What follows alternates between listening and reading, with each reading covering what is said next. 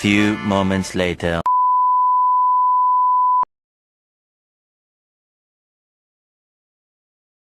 Halo Sobat Saverian, perkenalkan nama saya Michelis Intan Agustin dan saya kerap disapa sebagai Intan. Nah, saya berasal dari kelas 10K. Pada kesempatan kali ini saya akan menjelaskan. Nah, sebelum penjelasannya, saya ingin bertanya, pasti teman-teman sekalian pernah pergi ke pasar atau menemani orang tua berbelanja.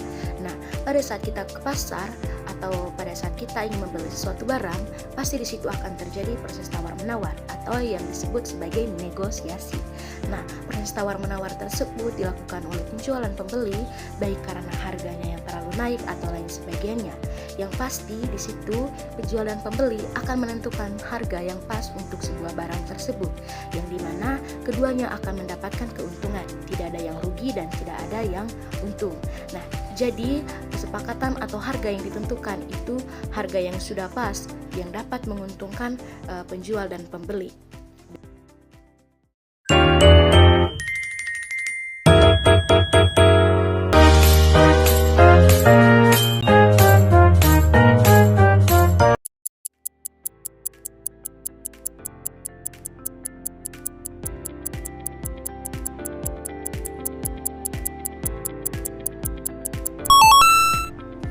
Oke, baik. Menurut Kamus Besar Bahasa Indonesia atau KBBI, negosiasi adalah proses tawar-menawar melalui perundingan untuk mencapai kesepakatan antara dua pihak atau lebih. Nah, dengan demikian teman-teman, teks negosiasi adalah teks yang berisi proses interaksi antara dua pihak atau lebih untuk mencapai kesepakatan bersama yang saling menguntungkan. Jadi di sini mereka akan mengambilkan sebuah kesepakatan bersama yang tidak merugikan salah satu pihak dan tidak menguntungkan salah satu pihak. Jadi kedua belah pihak sama-sama mendapatkan keuntungan. Nah, lalu kalau menurut para ahli yaitu Purwanto 2006, negosiasi adalah proses komunikasi antara dua pihak atau lebih untuk mencapai kesepakatan yang menguntungkan semua pihak.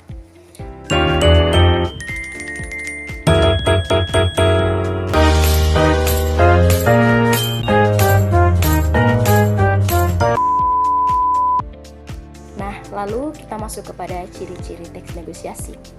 Yang pertama itu menentukan solusi dan menjadi sarana penyelesaian masalah. Nah, yang kedua menghasilkan kesepakatan atau perjanjian. Yang ketiga itu menghasilkan penyelesaian yang saling menguntungkan kedua belah pihak. Kan tadi tidak ada yang mengalami kerugian dan tidak ada yang mengalami keuntungan, semuanya sama-sama mengalami keuntungan.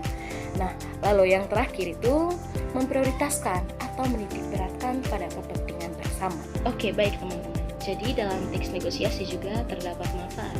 Nah, manfaat utama dari teks negosiasi adalah mencapai kesepakatan bersama yang saling menguntungkan atau win-win solution. Nah, antara pihak-pihak yang berbeda kepentingan, menghindari konflik dan membangun kerjasama yang positif. Nah, lalu dalam teks negosiasi juga dia itu mampu menghindari atau mengurangi konflik antara sesama. Nah, jadi di sini teks negosiasi dapat bermanfaat menjadi alat komunikasi yang efektif untuk meredakan ketegangan dan menyelesaikan sengketa secara damai. Nah, lalu dalam teks negosiasi juga teman-teman, dia itu mampu membangun hubungan yang baik antara sesama, baik dalam mempererat hubungan kerjasama bisnis, sosial maupun personal. Nah, lalu dalam teks negosiasi juga dapat meningkatkan keterampilan komunikasi. Nah, di sini kita dapat mengasah kemampuan berpendapat, mendengarkan dan beradaptasi dengan kebutuhan orang lain. Nah, jadi teks negosiasi itu mampu membawa pengaruh yang sangat besar bagi kita, baik dalam berpublic speaking, berpendapat, dan menghargai satu sama lain. Oke, setelah manfaat, teks negosiasi juga mempunyai tujuan, yakni yang pertama itu mencapai kesepakatan yang memiliki kesamaan persepsi, saling pengertian, dan persetujuan. Nah, lalu mencapai penyelesaian atau jalan keluar dari masalah yang dihadapi secara bersama.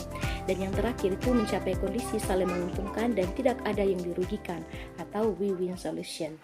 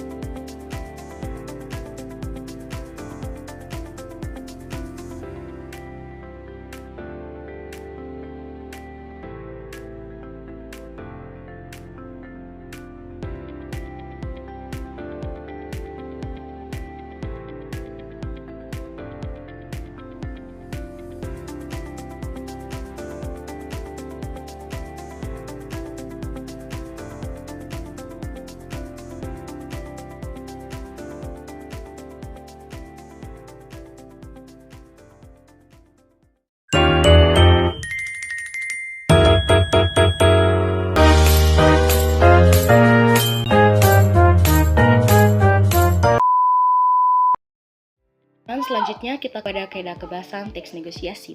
Nah, kalau dalam kaidah kebahasan teks negosiasi, dia itu lebih berfokus pada penggunaan bahasa yang persuasif untuk membujuk. Nah, lalu bahasa yang santun untuk menjaga hubungan dan efektif agar kesepakatan mudah tercapai. Oke, dari yang pertama itu kalimat persuasif. Nah, kalimat ini digunakan untuk membujuk, mengajak, atau meyakini pihak lain. Contohnya, ini harga yang paling murah Bu, di tempat lain tidak dapat. Nah, lalu yang kedua itu menggunakan bahasa yang santun. Nah, penggunaan kata-kata sopan agar proses negosiasi berjalan lancar dan saling menghormati. Tidak ada orang yang kalau misalnya lagi bernegosiasi menggunakan bahasa-bahasa yang kasar. Nah, justru pembeli akan menolak negosiasi tersebut. Nah, lalu yang ketiga itu ada pasangan tuturan. Nah, ini tuh semacam bentuk dialog interaktif dua arah. Nah, contohnya itu tanya jawab, tawar menawar antara dua pihak atau lebih. Lalu ada kalimat deklaratif dan interrogatif. Nah, ini tuh pertanyaan langsung untuk menyampaikan informasi serta pertanyaan untuk mencari informasi. Nah, lalu ada kalimat efektif. Nah, kalimat yang singkat, padat, jelas, dan mudah dipahami. Ada pronomina persona, yaitu penggunaan kata ganti orang seperti saya, kami, Anda, kita, Bapak, dan Ibu. Nah, lalu ada kalimat langsung. Nah, kalimat ini yaitu tuturan langsung yang ditandai dengan tanda petik dalam percakapan. Nah, lalu ada kalimat kontras atau perbandingan. Nah, kalimat ini tuh membandingkan keunggulan atau kelemahan. Contohnya, lebih baik yang ambil kualitas A daripada yang B. Nah, lalu yang terakhir itu ada konjungsi penyebab. Nah, penggunaan kata sambung, sebab, akibat. Contohnya itu karena, sebab, dan oleh karena itu. Nah, ini tuh berguna